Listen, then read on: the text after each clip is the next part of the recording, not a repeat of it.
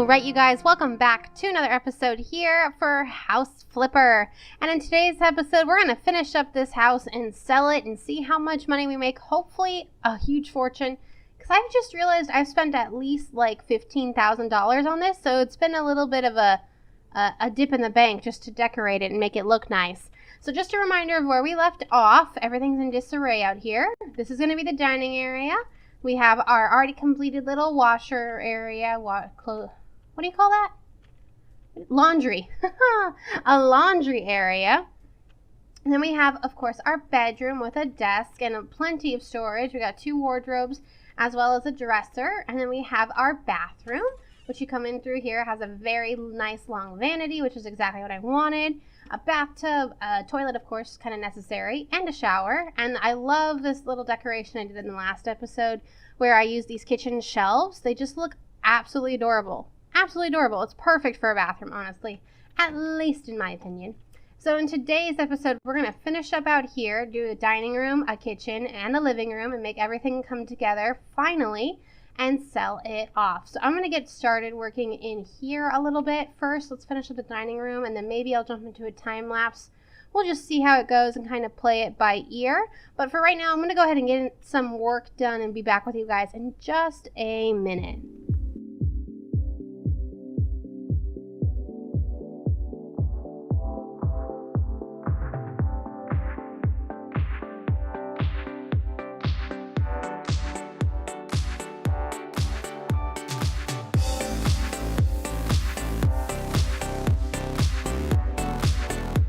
All right, you guys, I hope you enjoyed that little painting time lapse. There'll be more to come in this episode, but I did finish up the dining room table area. So if we take a quick spin around, you can definitely see it looks a lot more spruced up than where it was before.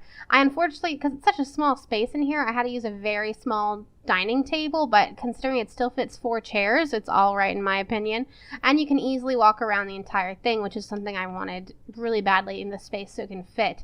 Over here, it's a little sparse in comparison just because there's so many doors and I couldn't really fit much more in the corners. But hey, I figured this little shoe cupboard would be enough to at least draw some attention, especially with all these paintings. And I was thinking about this as I was putting up all these paintings. The number one thing that pisses me off the most in the game is trying to make things symmetrical. It is so difficult to see how it lines up properly with something else. Like I wanted these 2 paintings, because they're the same, to be at the same height.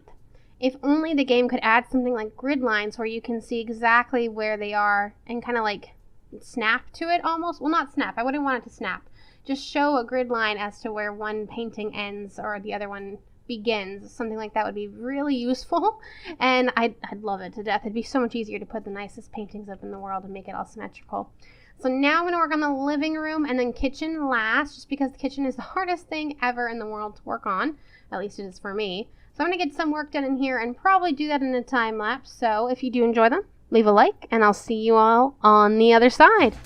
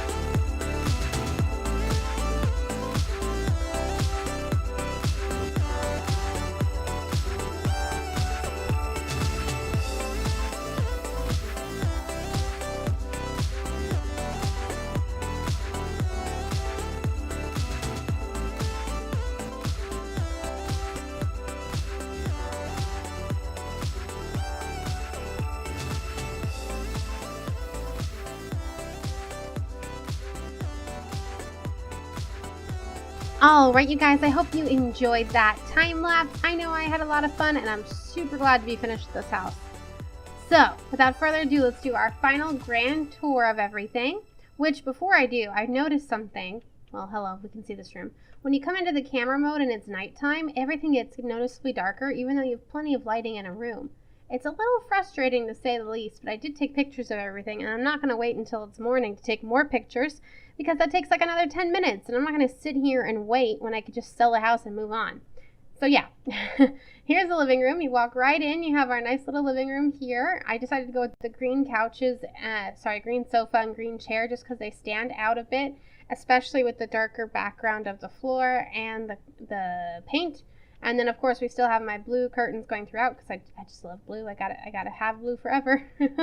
And right through here, you can walk right into the pretty much open concept kitchen, where it's totally open to everything.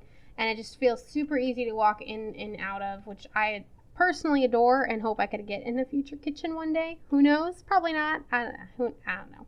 But I love it. It looks super cute, and it's very functional, except for the fact that the refrigerator had to be in this corner, mostly because it had no corner to go in without bumping into the curtains. So, sorry, refrigerator, you got to be all alone. And then over here you have the dining room, which also opens up to the living room. Dining room pretty small and compact, but still definitely worth it and definitely adorable nonetheless. Let's put this guy. Nah, I liked him back there. Kind of like you were serving dishes, so you just left that there. I did buy some more forks, and I bought some spoons and stuff so I can decorate up the place a bit more, make it look like it's actually been lived in. I wish you could buy more plates and cups, but that doesn't really happen too much, so meh. Over here, of course, the walkway that I showed you earlier with our laundry room, which still doesn't count as a laundry room for some reason. I don't know. Then the bedroom, the great master bedroom. Honestly, this thing is huge compared to all other bedrooms that I've actually worked on before. And then into the walk-in master bathroom, which again is huge as well. So without further ado, we're going to go ahead and start this auction and see how much money we can actually make for it. And obviously we're going to give it to the single guy here, which is kind of what I was going for, was to make a single guy happy with it. Let's go ahead and enter. I've been working here for 4 hours. That sounds about right. Yes, let's start the auction. You don't need a kitchen. Well, sad for you. Wow, $83,000? 2 bathrooms. Don't blame you. I was debating on doing it, but I didn't. Only 1 bedroom. I should have put the laundry room into a 2nd bathroom. That would have been great. There was no TV in the bedroom unless you count the monitor. That's weird. Separate office. Okay, whatever.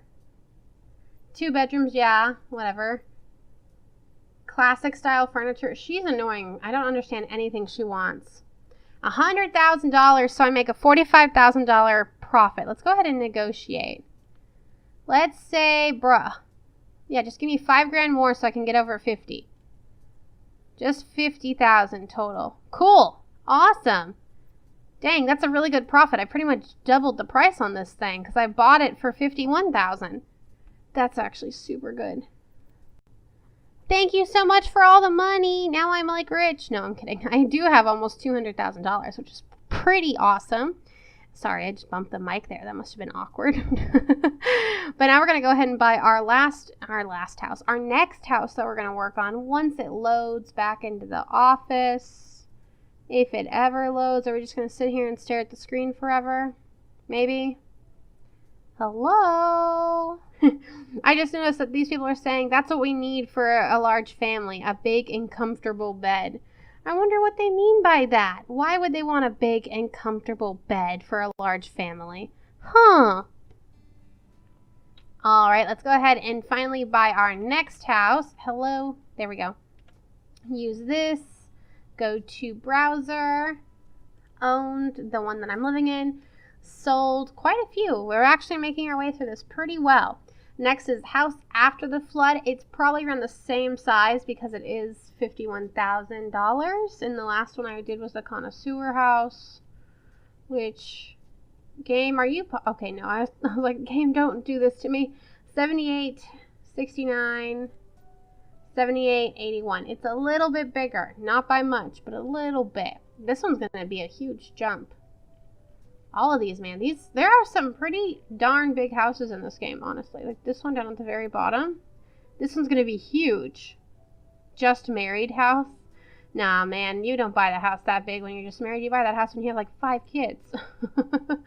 So yes, the house after the flood, which is applicable considering Hurricane Florence was 2 weeks ago. So this kind of must be a lot of people that are here in North Carolina, unfortunately.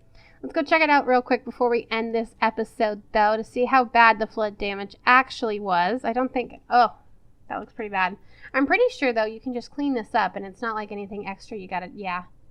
It looks like water. That's weird that it looks like water, but you can clean it up with a mop. Huh. Okay. Oh, so dark. Flashlight. Ugh, disgusting. Ugh, disgusting. Yeah, this is about right. The same size as all the other houses, honestly. Yep, that's just about right. So we got a lot of work to do in this episode. In this house. But that'll be for the next episode. If you guys did enjoy it, make sure you leave a like down below to show your support for this series. If you're new here, don't forget to subscribe and hit that bell button for all the best notifications of House Flipper on my channel. If you have anything you'd like to comment, don't forget to comment down below. And as always, I'll see you all in the next episode. Bye, guys.